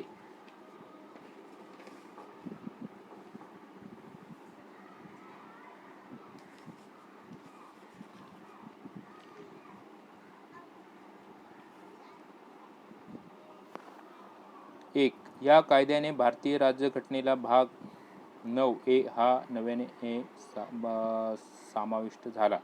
2, या कायद्याने राज्यघटनेमध्ये नव्याने 12व्या अनुसूचीचा देखील समावेश झाला. 3 नंबर, 12व्या अनुसूचीमध्ये नगरपालिकेच्या 29 कार्यांचा समावेश असेल. 4, वरीलपैकी एकही नाही. इथं आपल्याला प्रश्न काय विचारला आहे की 74व्या घटनादुरुस्ती मे 1992 बाबत खालीलपैकी कोणते विधान चुकीचे आहे? तर ते 3 नंबर जे विधान आहे ते चुकीचं आहे. 12व्या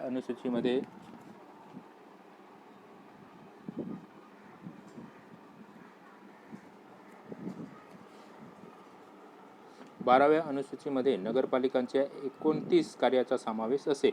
हे विधान जे आहे ते चुकीचं आहे.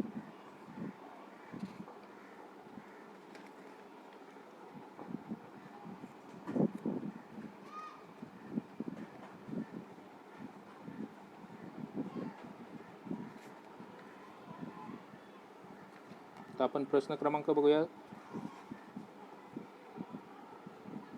37. खालील विधाने विचारात घ्या. 1999च्या कायद्यान्वये महाराष्ट्र महानगर नियोजन समिती मेट्रोपॉलिटन प्लॅनिंग कमिटी गठीत करण्याची तरतूद आहे. ब, सदर कायद्यातील तरतुदीनुसार प्रत्येक महानगर नियोजन समितीमध्ये 50 पेक्षा कमी नाही आणि 60 पेक्षा जास्त नाही इतके सदस्य असतात. क, समितीच्या सदस्यांमधून तिच्या अध्यक्षांची निवड केली जाते. ड, जिल्हाधिकारी हा सदर समितीचा पदसिद्ध सदस्य असतो. वरीलपैकी कोणती विधाने बरोबर आहेत? इथं आपल्याला पर्याय दिलेले आहेत. 1 फक्त, 2 ब ड, 3 नंबर ब आणि क, 4 नंबर क ड. तर या प्रश्नाचं बरोबर उत्तर आहे ते ब. 1999च्या कायद्यान्वये महाराष्ट्र महानगर नियोजन समिती गठीत करण्याची तरतूद आहे. अशा प्रकारे या प्रश्नात हा जो आहे तो प्रश्न आपण बघितला आहे. या प्रश्नाचं बरोबर उत्तर आहे ते पर्याय फक्त अ. आता पुढचा प्रश्न बघूया आपण. प्रश्न क्रमांक 38. महापालिकेबाबत खालील विधाने विचारात घ्या. निर्वाचित नगरसेवकांची किमान संख्या 65 असावी. ब, निर्वाचित नगरसेवकांची कमाल संख्या 221 असावी. क, नामनिर्देशित नगरसेवकांची संख्या 7 पेक्षा जास्त नसावी. वरील विधानांपैकी कोणते विधान चुकीचं आहे? 1 अ, 2 ब, 3 क, 4 यापैकी एकही नाही. तर या प्रश्नाचं बरोबर उत्तर आहे ते क, नामनिर्देशित नगरसेवकांची संख्या 7 पेक्षा जास्त नसावी. हे जे विधान आहे हे चुकीचं आहे. महापालिकेबाबत खालील विधाने विचारात घ्या. निर्वाचित नगरसेवकांची किमान संख्या किती असावी? तर 65. आणि ब, निर्वाचित नगरसेवकांची कमाल संख्या किती असावी? कमाल म्हणजे जास्त आणि किमान म्हणजे कमी. कमीत कमी 65 आणि जास्तीत जास्त 221 नगरसेवक असावे. बरोबर. अशा प्रकारे हा प्रश्न बघितला. आता आपण प्रश्न क्रमांक 39 बघूया. ऑक्सफर्ड शब्दकोशानुसार जिल्हा प्रशासनाची व्याख्या आहे. 1 अ, विशेष प्रशासकीय उद्देशाकरिता निर्माण करण्यात आलेला भूभाग.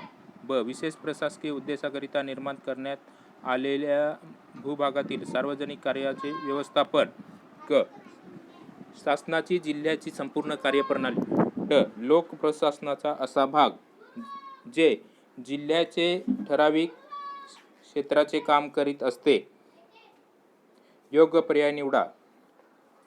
अ आणि क फक्त, 2 अ आणि ड फक्त, 3 ब फक्त, 4 ड फक्त.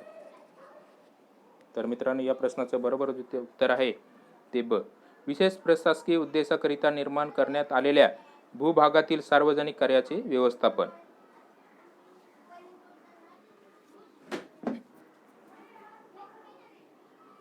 आता आपण प्रश्न क्रमांक 40 बघूया. खालीलपैकी कोणता विषय हा राज्यसूचीमध्ये समाविष्ट नाही? 1. पाथगृह व पाथगृहपाल. 2. पेज औषधे आणि वीज हे 4 नंबर पत्कर. तर या प्रश्नाचं बरोबर उत्तर आहे ते 3 नंबर. औषधे आणि वीज हे समवर्त सूचीमध्ये येतं. प्रश्न क्रमांक 41. भारतीय संविधानाचे अनुच्छेद 19(2) अन्वये भाषण स्वातंत्र्याच्या अधिकारावर लादलेल्या प्रतिबंधाचे आधार कोणते आहेत? अ. न्यायालयाचा अवमान. ब. बदनामी. क. कायदेमंडळाचा अवमान. ड. राज्याची सुरक्षितता. पर्याय उत्तरे 1. अ. ब. ड. 2. फक्त ब. क. ड. 3. फक्त अ. क. ड. 4 नंबर फक्त अ. ब. क. अ. ब. क. तर या प्रश्नाचे जे बरोबर उत्तर आहे ते अ. ब. आणि ड. अ. ब. आणि ड. प्रश्न क्रमांक 42. खालीलपैकी कोणते आदेश फक्त न्यायिक व अर्धन्यायिक अधिसत्तेविरोधात काढता येतात? 1. प्रतिषेध. 2. उत्प्रेषण. 3. बंदी प्रत्यक्षीकरण. 4 नंबर अधिकारपुच्छा. या प्रश्नाचं बरोबर उत्तर आहे ते 1 नंबर प्रतिषेध. त्याची आपण थोडक्यात माहिती बघूया. 1. प्रत्येक न्यायालयाचे अधिकार क्षेत्र ठरवून दिलेले असते. खटले दाखल करून न्याय दिला जातो. बरोबर. कनिष्ठ न्यायालयाचे त्याच्या मर्यादेत राहून कार्य करतात. कनिष्ठ न्यायालय जे असतात ती त्यांच्या मर्यादेत राहून कार्य करतात. 3. जर कनिष्ठ न्यायालयाकडून अधिकार क्षेत्राचे उल्लंघन झाले तर प्रतिषेध हा आदेश वरिष्ठ न्यायालय कनिष्ठ न्यायालयाला त्याच्या अधिकार क्षेत्राबाहेर जाण्यास प्रतिबंध करण्यासाठी देते. अशा प्रकारे या प्रश्नाचे जे उत्तर आहे ते इथं आपल्याला भेटतं. खालीलपैकी कोणते आदेश फक्त न्यायिक व अर्धन्यायिक अधिसत्तेविरोधात काढता येतात? तर या प्रश्नाचं बरोबर उत्तर आहे ते 1. प्रतिषेध. आणि आपण थोडक्यात माहिती बघूया. उत्प्रेषण म्हणजे काय? 1. उत्प्रेषण आदेशानुसार वरिष्ठ न्यायालयाचे कनिष्ठ न्यायालयाला त्यांच्याकडील प्रलंबित खटला वरिष्ठ न्यायालयात हस्तांतरित करण्यास सांगते. 2. कनिष्ठ न्यायालयाकडून आपल्या अधिकाराचा अतिरेक किंवा अयोग्य वापराला प्रतिबंध म्हणून उत्प्रेषण आदेश दिला जातो. 3. कार्यक्षेत्राची गरज, नैसर्गिक न्यायतत्वाची उपेक्षा आणि कायदेविषयक उणिवा यामुळे जर कनिष्ठ न्यायालय आपले कार्य पार पाडण्यास असमर्थ आहे असे वरिष्ठ न्यायालयाला वाटले तर वरिष्ठ न्यायालय कनिष्ठ न्यायालयाकडून खटला व त्या संबंधित कागदपत्रे काढून घेते आणि वरिष्ठ न्यायालयाकडे पाठवते. 4 नंबर प्रतिषेध आदेशाप्रमाणे उत्प्रेषण आदेश फक्त न्यायिक किंवा समन्यायिक संस्थांसाठी मान्य केला जातो. अशा प्रकारे मित्रांनो या प्रश्नाचं उत्तर आहे. आणि 5 नंबर प्रतिषेध हा दाव्याच्या सुरुवातीला तर उत्प्रेषण या आदेशाचा वापर जेव्हा कनिष्ठ न्यायालयाने दाव्याचा निर्णय दिलेला असतो तेव्हा म्हणजे दाव्याच्या अंतिम टप्प्यात करता येतो. 6 नंबर 1991 मध्ये सर्वोच्च न्यायालयाच्या निर्णयानुसार तो प्रशासकीय अधिकाऱ्यांच्या विरुद्धही काढता येऊ शकतो. कायदेमंडळ आणि खाजगी व्यक्तीच्या विरुद्ध काढता येत नाही. अशा प्रकारे मित्रांनो हा जो आपल्याला इथं प्रश्न विचारला आहे आणि त्याच्यामध्ये जे आपल्याला पर्याय दिलेले आहेत ते आपण इथं बघितलेले आहेत.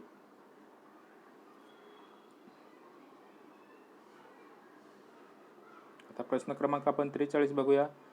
संसद सदस्य आणि राज्य विधिमंडळाचे सदस्य यांच्या निवडणुकीसंबंधीच्या वादाबाबतचे खटले चालवण्याबाबतचे उच्च न्यायालयाचा अधिकार खालीलपैकी कोणत्या न्यायाधिकार क्षेत्रात समाविष्ट होतो? 1. पर्यवेक्षणाचे अधिकार क्षेत्र. 2. प्रारंभिक अधिकार क्षेत्र. 3. सल्लादायी अधिकार क्षेत्र. 4 नंबर अपीलीय अधिकार क्षेत्र. बरोबर. अशा प्रकारे हा जो आपल्याला प्रश्न विचारला आहे तो संसद सदस्य आणि राज्य विधिमंडळाचे सदस्य यांच्या निवडणुकीसंबंधीच्या वादाबाबतचे खटले चालवण्याबाबतचे उच्च न्यायालयाचा अधिकार. इथं सर्वोच्च नसून उच्च न्यायालयाचा अधिकार हा आपल्याला विचारलेला आहे. तर सर्वोच्च आणि उच्च. बरोबर. संसद सदस्य आणि राज्य विधिमंडळाचे सदस्य यांच्या निवडणुकीसंबंधीच्या वादाबाबतचे खटले चालवण्याबाबतचे उच्च न्यायालयाच्या अधिकार खालीलपैकी कोणत्या न्यायाधिकार क्षेत्रात समाविष्ट होतो? तर न्यायाधिकार जे क्षेत्र आहेत ते आपल्याला इथं दिलेले आहेत. 1. पर्यवेक्षणाचा अधिकार क्षेत्र. 2. प्रारंभिक अधिकार क्षेत्र. 3. सल्लादायी अधिकार क्षेत्र आणि 4 नंबर आहे ते अपीलीय अधिकार क्षेत्र. तर या प्रश्नाचं बरोबर उत्तर आहे ते 2 नंबर प्रारंभिक अधिकार क्षेत्र. मित्रांनो, आपण त्याच्याबद्दल आपण थोडक्यात माहिती बघूया. अधिकार क्षेत्र अनुच्छेद 131 आणि हे सर्वोच्च न्यायालयासंदर्भात आहे आणि उच्च न्यायालयाचे अधिकार क्षेत्र आहे ते 226 कलम आपले जे अनुच्छेद आहे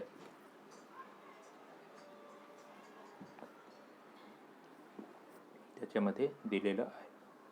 एक, जेव्हा एखाद्या नागरिकाच्या मूलभूत अधिकारांवर अतिक्रमण होते किंवा ते अधिकार हिरावून घेतले जातात, तेव्हा तो उच्च न्यायालयात विनंती अर्ज करून आपल्या मूलभूत हक्कांच्या संरक्षणाची मागणी करू शकतो. बरोबर. 2 नंबर, खासदार किंवा आमदाराच्या निवडणुकीच्या वैधतेला आव्हान देणारा विनंती अर्ज उच्च न्यायालयात करता येतो. ज्या वादात संविधानाचा अर्थ लावण्याचा प्रश्न उपस्थित झाला असेल, अशा वादाची सुनावणी उच्च न्यायालयात होते. अशा प्रकारे मित्रांनो, हा जो आपल्याला प्रश्न विचारला आहे तो संसद सदस्य आणि राज्य विधिमंडळाचे सदस्य यांच्या निवडणुकी संबंधीच्या वादाबाबतचे खटले चालवण्याबाबतचे उच्च न्यायालयाचा अधिकार खालीलपैकी कोणत्या न्यायाधिकार क्षेत्रात समाविष्ट होतो? तर या प्रश्नाचे जे बरोबर उत्तर आहे ते 2 नंबर, प्रारंभिक अधिकार क्षेत्र. इथं आपण जे बघितलंय, खासदार किंवा आमदारांच्या निवडणुकीच्या वैधतेला आव्हान देणारा विनंती अर्ज उच्च न्यायालयात करता येतो. आता आपण प्रश्न क्रमांक 44 बघूया.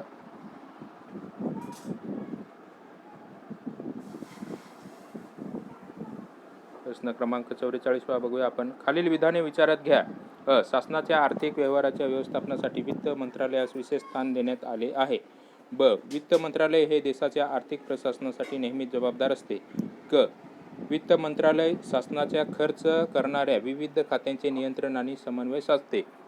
मित्रांनो, या पर्यायी उत्तरे आपल्याला दिलेले आहेत. पर्याय दिलेले आहेत. 1, विधान ब, क बरोबर आहेत, चुकीचे आहे. 2, विधान अ, क बरोबर आहेत, ब चुकीचे आहे.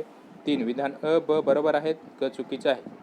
मित्रांनो, इथं जी आपण विधाने दिलेली आहेत ती वाचल्यावर आपल्याला लगेच उत्तर सापडतं. सर्व विधाने ही बरोबर आहेत. प्रश्न काय विचारलाय आपल्याला? खालील विधाने विचारात घ्या. शासनाच्या आर्थिक व्यवहाराच्या व्यवस्थापनासाठी वित्त मंत्रालयास विशेष स्थान देण्यात आलेले आहे. हे जे विधान आहे हे बरोबर आहे. ब, वित्त मंत्रालय हे देशाच्या आर्थिक प्रशासनासाठी नेहमीच जबाबदार असते. हे पण विधान बरोबर आहे. वित्त मंत्रालय शासनाच्या खर्च करणाऱ्या विविध खात्यांचे नियंत्रण व समन्वय साधते. हे पण विधान बरोबर आहे. अशा प्रकारे या प्रश्नाचं आपण उत्तर बघितलं. वरील सर्व विधाने बरोबर आहेत. आता आपण बघूया प्रश्न क्रमांक 45. वित्त आयोगासंबंधी खालील विधाने विचारात घ्या. भारतीय राज्यघटनेने अनुच्छेद 280 हे वित्त आयोगास निम्न न्यायालयीन दर्जा प्रदान करते. ब, आयोगाच्या सदस्यांची नेमणूक पंतप्रधानाच्या नेतृत्वाखाली मंत्रिमंडळाद्वारे केली जाते.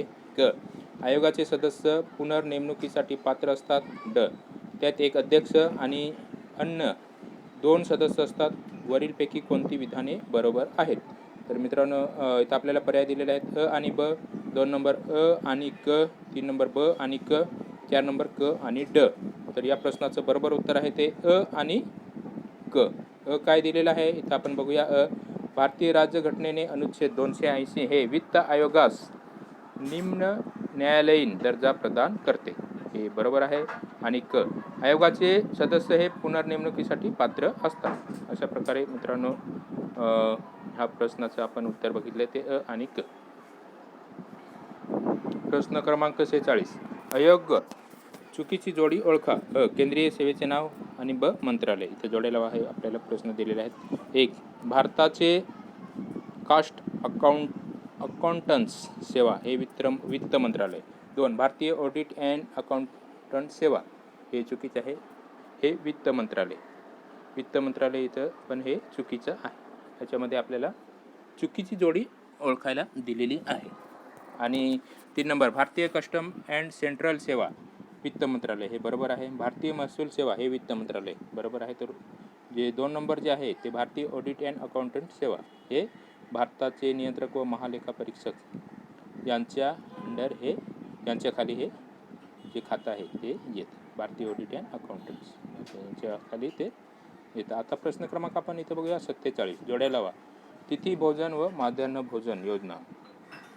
संप्रीती भोजन हे आसाममध्ये दिले जाते. आपल्याकडे मिड डे मील दिले जातं. बरोबर. त्याप्रमाणे इतर राज्यामध्ये ज्या योजना आहेत माध्यान्ह भोजनासंदर्भात त्या योजनेची जी नावं आहेत आणि ते योजनेची नावं आणि कोणतं राज्य या संदर्भात इथं आपल्याला जोड्या लावायला दिलेले आहेत. सप्रतिभोजन हे आसाममध्ये दिले जातं आणि अन्नधान्यम हे पंजाबमध्ये दिले जातं. उत्सवभोज हे राजस्थान आणि प्रीतिभोज हे पुद्दुचेरी. अशा प्रकारे आपण हा प्रश्न बघितला. आता आपण प्रश्न क्रमांक 48 बघूया. योग्य कथन ओळखा. 1 जुलै 2002 मध्ये राष्ट्रीय मच्छीमार संघटनेद्वारे NFA परकीय ट्रॉलर्सला सरकारने दिलेल्या परवान्याच्या निर्णयाला विरोध करण्यासाठी राष्ट्रीय स्तरावर संप करण्याचे आवाहन करण्यात आले. आंध्र प्रदेशच्या दुर्गम खेड्यातील ग्रामीण महिलांनी मद्यविरोधी, माफियाविरोधी, सरकारविरोधी केलेल्या संघर्षाला अर्कविरोधी आंदोलन म्हटले आहे. पर्यायी उत्तर आहेत फक्त अ, 2 ब, 3 नंबर अ आणि ब दोन्हीही, 4 नंबर अ आणि ब दोन्हीही नाही. तर या प्रश्नाचं बरोबर उत्तर आहे ते 3 नंबर पर्याय. आणि 39 नंबर आपला भारताचा साक्षरता दर किती आहे तर 73%. पुरुषांची साक्षरता किती आहे 80.9%. महिलांची साक्षरता किती दर आहे तो 64.6%. आणि महाराष्ट्राचा साक्षरता दर आहे तो 82.34%. मित्रांनो, इथं जसं आपल्याला पर्याय दिलेले आहेत त्यानुसार मी इथं जोड्या लावलेल्या आहेत. तरी आपण ज्यावेळेस आपला सामान्य अध्ययन पेपर 3 बघणार आहोत त्याच्यामध्ये लोकसंख्या संदर्भात जे काय आपले टॉपिक आहेत त्याबाबत आपण बघणार आहोत. आणि हे सगळ्यात हे जे लोकसंख्या संदर्भात जो विषय आहे त्याच्यामध्ये हा टॉपिक येतो.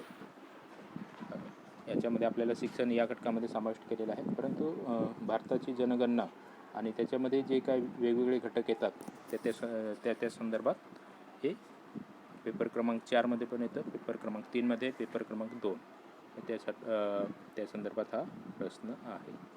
तर हे जे हा जो घटक आहे या घटकावर ज्यावेळेस आपण अभ्यासक्रम नुसार व्हिडिओ बनवणार आहोत त्याच्यामध्ये आपण डीपली चर्चा करणार आहोत.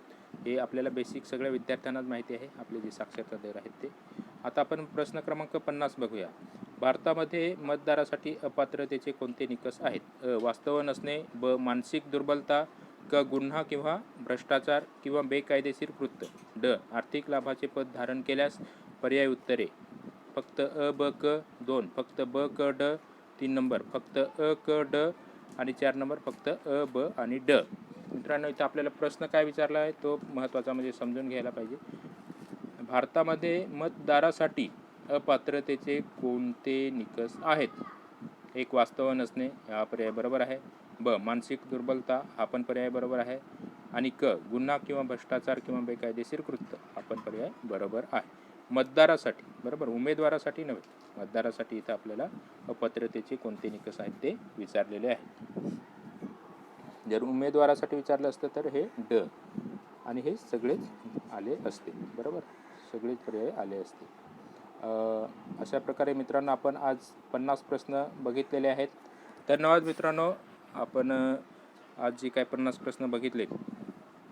मित्रांनो, आपला PB मोरसागरेवाला हा यूट्यूब चॅनल आहे. त्या चॅनलला वर हे व्हिडिओ आपण अपलोड करतो. तर त्या चॅनलला मित्रांनो लाईक करा, सबस्क्राईब करा आणि व्हिडिओ मित्रपरिवारात फॉरवर्ड करा. आणि फेसबुकवर आपला मोरसागरा हा जो काही ग्रुप आहे त्या ग्रुपला विजिट करा मित्रांनो, भेट द्या. आणि आपल्या गावाकडचे जे काय मुलं स्पर्धा परीक्षेची तयारी करतात त्या मित्रांपर्यंत हा व्हिडिओ पोहोचवा, जेणेकरून त्यांना राज्यसेवा मुख्य परीक्षेत सामान्य अध्ययन पेपर 2 या पेपरमध्ये जे प्रश्न विचारले जातात ते कसे विचारले जातात या संदर्भात त्यांना माहिती होईल. प्रश्न कसे विचारले जातात त्याबाबत आपण हे व्हिडिओ बनवत आहोत. तरी मित्रांनो, व्हिडिओला जर आवडला तर लाईक करा, चॅनलला सबस्क्राईब करा आणि व्हिडिओ नसेल आवडला तर डिसलाईक करा. पण का डिसलाईक केला याच्या संदर्भात आपल्या कमेंट बॉक्समध्ये जरूर लिहा, जेणेकरून मला तुम्ही सांगा की कशा प्रकारे व्हिडिओ बनवले पाहिजेत. अशा प्रकारे मित्रांनो आज आपण इथं थांबूया. हे जे व्हिडिओ बनवण्याचा उद्देश आहे तो परीक्षेमध्ये प्रश्न कसे विचारले जातात हा एकमात्र उद्देश आहे. आणि त्याच्यानुसार आपण मग अभ्यासक्रम बघून आणि आपण कसा टॉपिक वाईज अभ्यास केला पाहिजे याबाबतच हा मुख्य उद्देश आहे. मित्रांनो, अभ्यासक्रमाचे मी अगोदर व्हिडिओ 4 पण पेपरचे जे आहेत ते अपलोड केलेले आहेत. तरी ते मित्रांनो ते बघून आपण अभ्यासक्रम बघू शकता. अशा प्रकारे आता आपण इथं थांबूया. धन्यवाद. थँक्यू. जय हिंद, जय महाराष्ट्र.